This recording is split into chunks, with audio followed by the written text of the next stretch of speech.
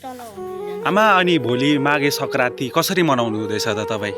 अब म यहाँनिर मेरो छोराछोरी आउँछन्। आमा तपाईँ त आफ्नो छोरा बुहारीसँग माघे सङ्क्रान्ति मनाउनुहुन्छ, तर मसँग माघे सङ्क्रान्ति मनाउनुको लागि पैसै छैन।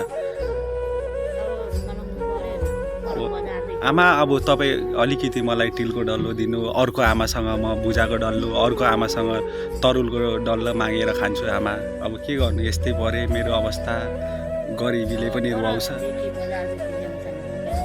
हजुर आमा, तरुलहरू उयो भुजाको डल्लाहरूले कतिखेर ल्याउँछ? म बरु कुरेर बस्छु। अब बिहान अब भरे बेलुका उसिन्नुपर्छ अनि बिहान मुख धोएर खानुपर्छ।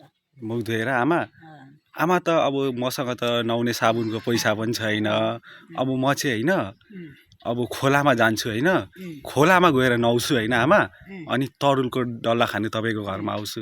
अब त्यत्तिकै नुहाउने आमा। अब स्याम्पू किन्ने पैसा छैन, साबुन किन्ने पैसा छैन कि बरु माटोले अनि खरानीले नुहाउँछु आमा।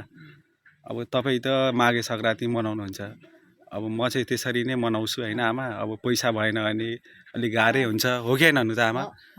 आमा मेरो कुराले तपाईँलाई कस्तो भावुक बनायो?